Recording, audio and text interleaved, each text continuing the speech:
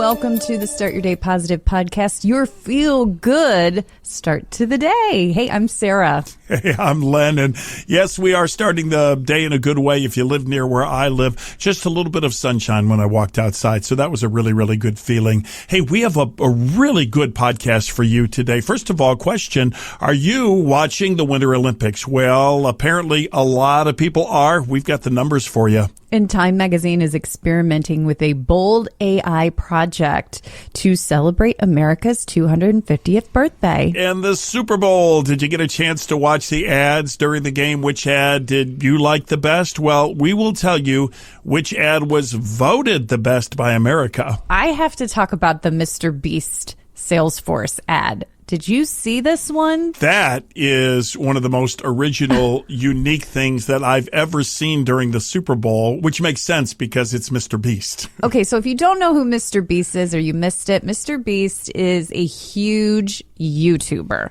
I mean, he's got to be one of the top YouTubers out there.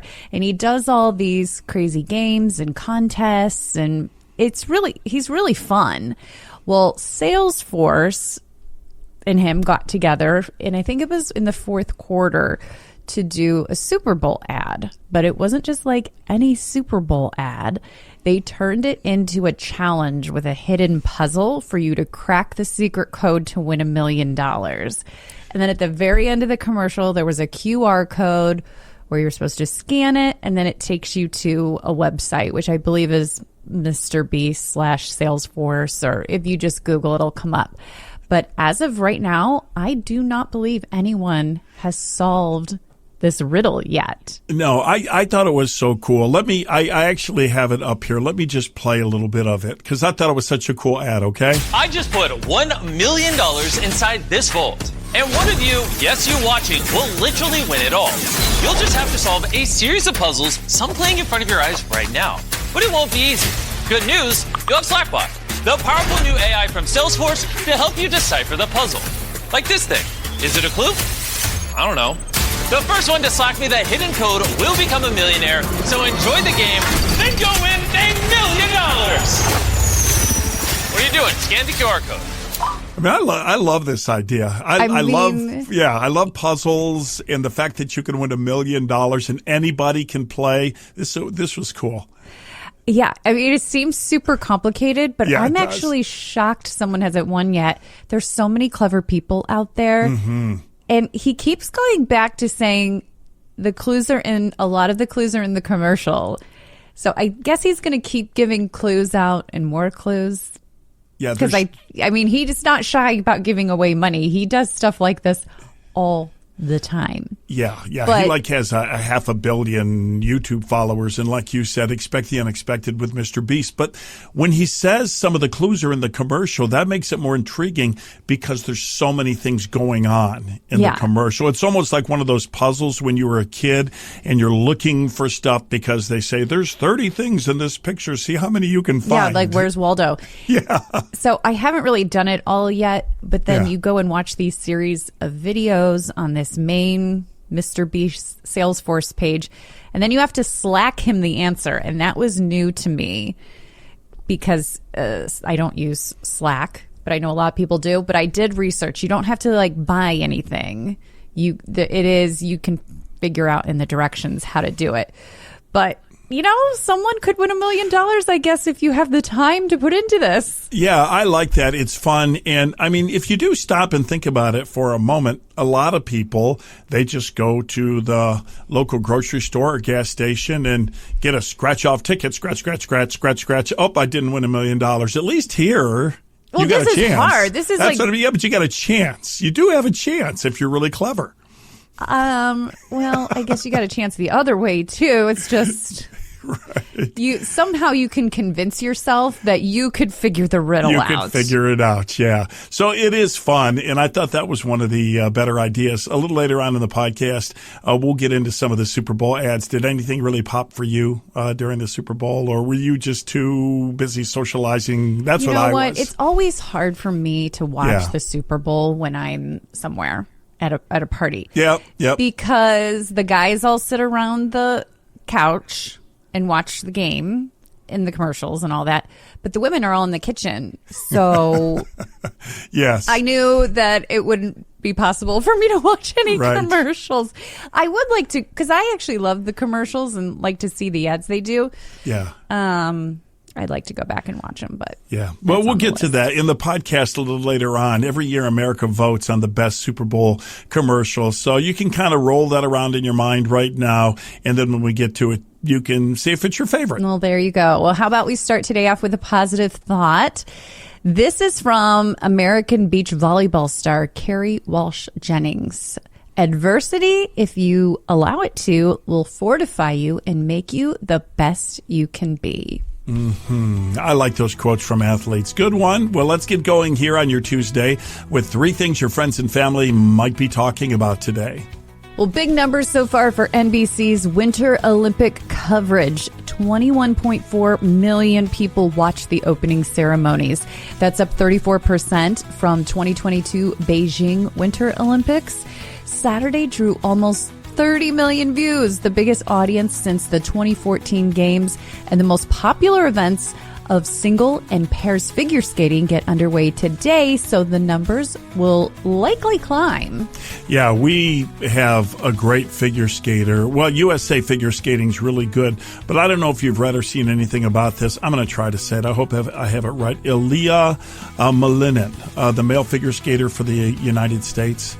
So he's doing something that nobody else is doing, and he freaked the crowd out at the Olympics this past weekend during the team competition. He did a backflip and landed on one skate. So it's... I missed this. Yes. The backflip was banned in Olympic competition. As a matter of fact, there was a woman that did one in 1998, and she was actually penalized for it. So it's been banned, but in 2024, they decided to make the backflip legal. And so he did something. As a matter of fact, the great tennis player Novak Djokovic was at the Olympics, and he stood and just put his hands over his head. He couldn't believe the guy did it. So he's skating, and he just didn't do a backflip, but he did it off one skate and landed on one skate, a backflip. Oh my goodness, I have to see this. It's unbelievable. It's unbelievable.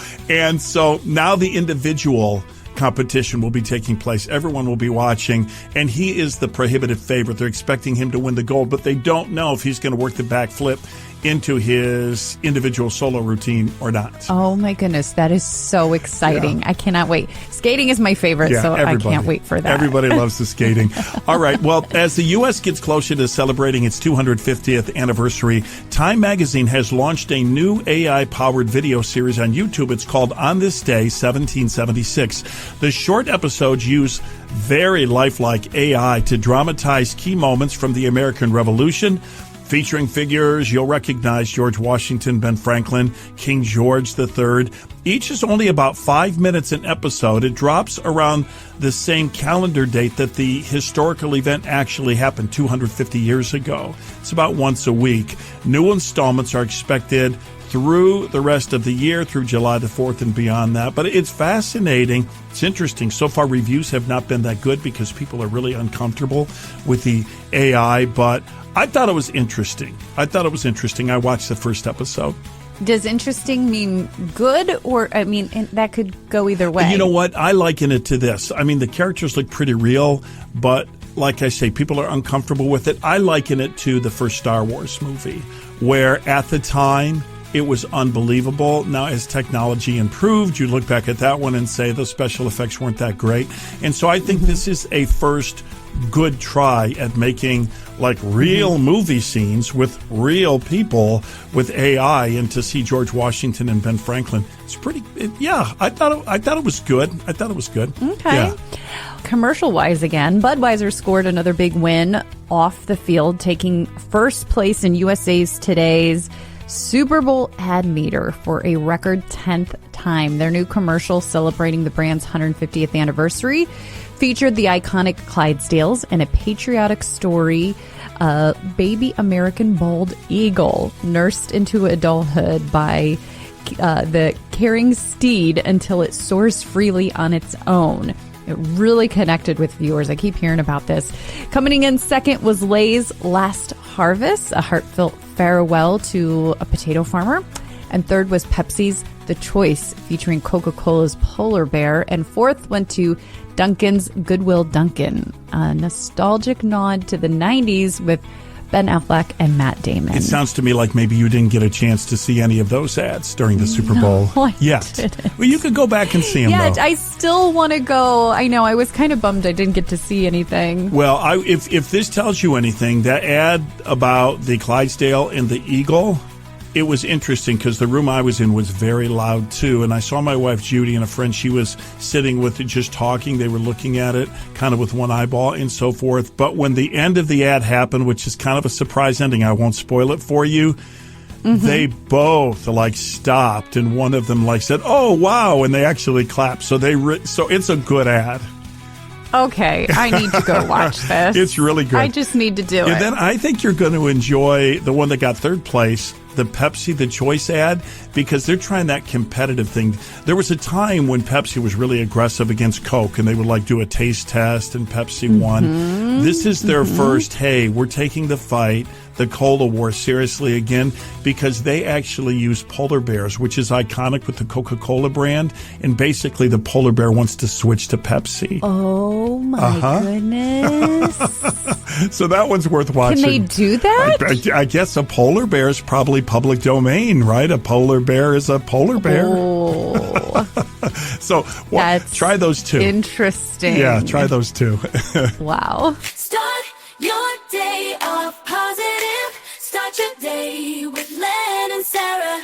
Oh, You know what, Sarah? You get a sense of confidence when you're around people that know what they're doing. It just causes you to relax because you know what they share with you is the advice that you need. When it comes to replacing your windows, it's a big deal. Universal Windows Direct is a sponsor of our podcast. We're happy. They have 21 years of industry experience, so many positive reviews. They offer a true lifetime warranty. So if you're looking for someone that knows what they know when it comes to replacement windows, it is Universal Windows Direct. Yes, and this is who I used when I had to replace some windows in my old home. I can vouch for the experience. And right now they're doing buy two windows, get two free. And there's no limit to that. 0% interest for 36 months as well. So that's a great opportunity to spread those payments out with 0% interest and a little extra love. You're going to get $500 off your home improvement project when you schedule this month. So it's a great time. Yeah, sure is. Go to universalwindowsdirect.com, set something up, have the conversation. When it's all said and done, you'll be telling the person you spoke with, you know what you're talking about, and I love my windows. Whoa, tick-tock, whoa, time goes so fast. It happened today, let's remember. Well, today is February 10th, and we're taking you back in time. Just one thing to point out, 1996 was the year IBM's Deep Blue computer defeated world chess champion Garry Kasparov in a historic chess game. This was a big thing. Nobody thought that a computer could beat a brilliant person like Kasparov, so everybody gasped. Well, things have changed really, really fast. That Deep Blue computer was huge. It's only 1996, but it actually had to fill an entire room to have enough computing power to beat Kasparov. Today, your smartphone, depending on the model you have, is 500 times more powerful than the Deep Blue computer that won that chess match. Wow. No, I know. That is so crazy. So that's just where we're heading and how fast we're heading there, and enjoy the good parts of it and just see what happens. Oh my goodness. Do you play chess, by the way? You know what? I don't. I just felt like the learning curve was going to be too great. Too many people had already played, and I would have to put too much time in it to get good at it. So I don't play chess. I'm always blown away at how hard it is, but how good some people can be at chess. There was a Netflix series with chess, but there's a Netflix documentary right now that's real popular called Queen of Chess, and I think it's this 14-year-old girl. I did not watch it, I think I have that right. Or she became the youngest grandmaster at age 15 and this child prodigy. And I saw it on Netflix. And I'm like, oh my gosh, that kind of looks interesting. How do you do this? I think it's a different kind of mind, don't you? Like a week or so ago, we talked about the guy that was climbing the Taipei building, and we said his mind works a little different than most people. It's true. And I think these chess champions, there's something about the way they process thoughts and ideas and can look ahead that regular people, you can play the game for fun, but there's something different, don't you think? Yeah, I agree. That's probably why I just stick to Monopoly and the other games. Yeah.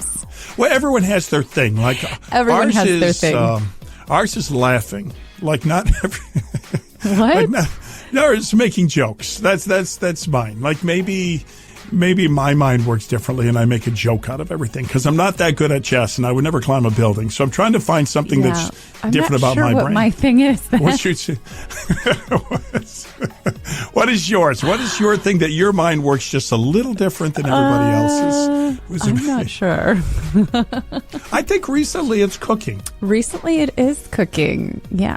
Cooking can be very therapeutic. Not everybody cooks like you. Not everybody cooks like me. I love that I can listen to it, and I love all the positivity. I can always feel better listening to it. Have you ever seen one of those graphics where it says, say this instead of that, eat this instead of that? Kind of just those helpful things to get you through the day. Those are always very good visuals for me. And I put in the newsletter, the Monday Morning Boost newsletter, our newsletter that goes out every week, a reframing a negative mindset graphic, because that is something that throughout the years I have found super helpful to me. I can't be the only one that when you're having a bad day or something happens, your mind immediately goes to the negative, right? I think sometimes that's just our human nature for a lot of things. But how do you start to reframe basically a negative mindset, right? So here I thought I would throw out, these are the ones I sent out in the newsletter last week. I thought I would talk about these because I think they're so good. And one of the things that I think we all fall into a lot is saying, I have to do this. Like, oh, I have to get up and work today. I have to go wash the dishes. I have to go pick up the kids. But what if you reframed it and said, I get to do this. I get to go to work. Because sometimes we often dress our blessings with all these, negative feelings when truly they are blessings. It's true. What about saying, I'm overwhelmed? I say that a lot. So instead of saying I'm overwhelmed, say, I can take this one step at a time.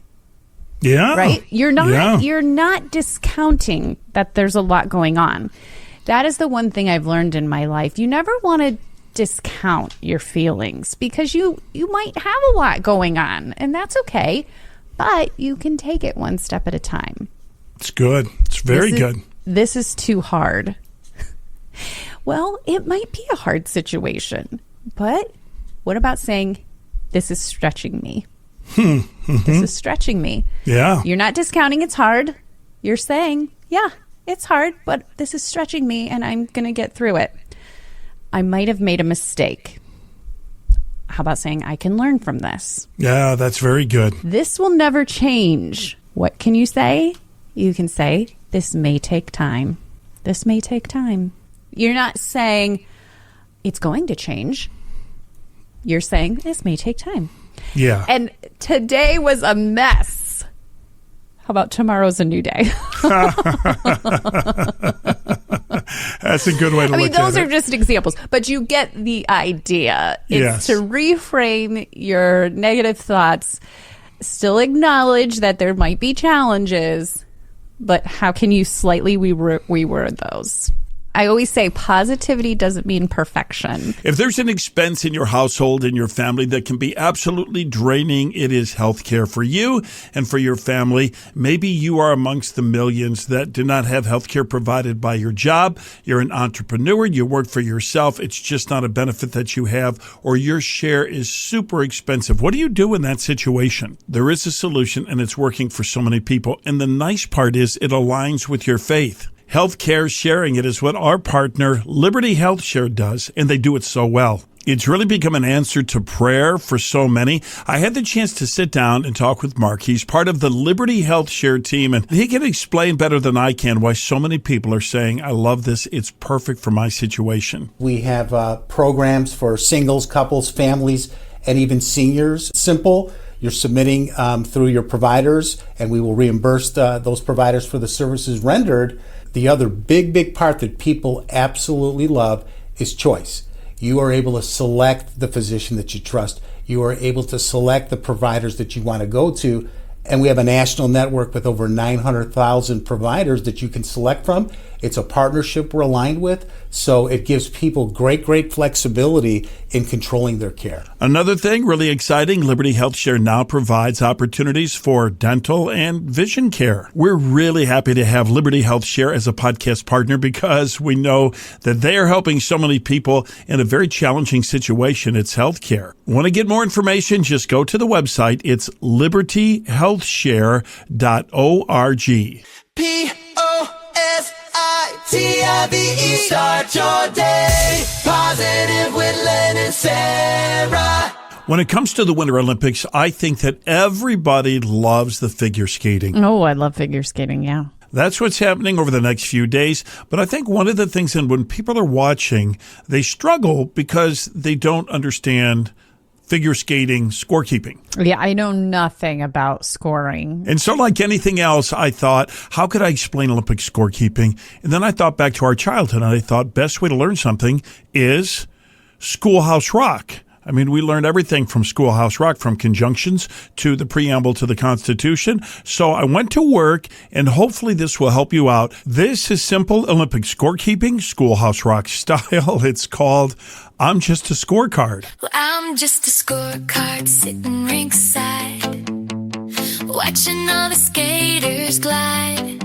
When they jump and spin and glide, I help decide who wins the prize. First comes 10, that's what you do. Big hard jump, score more for you. Stick the landing, points go high. Mess it up, some points say bye. Then there's style, how it feels. Flowing music, skating skills. Add both scores, highest wins. That's how Olympic gold begins. So there you go. I hope that helps. So it really comes down to those two things, technical plus presentation and style, add them up, and that's how you get a winner. So that's how you keep scoring the Olympics.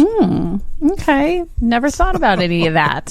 So anyhow. You know what I think about? I don't think What's about that? anything of the scoring because it's just like way over my head. Mm-hmm. How do they pick the song? That's what I like. Yeah. The song, picking the song. You know, when do they pick a bold one versus a soft one? For the timing the jumps with it. Right. When it's a free skate, like I think I just saw someone it must have been a free skate type where they did the Backstreet Boys or something like that. Yeah? It's like, Yeah. oh, that's so cute. Yep.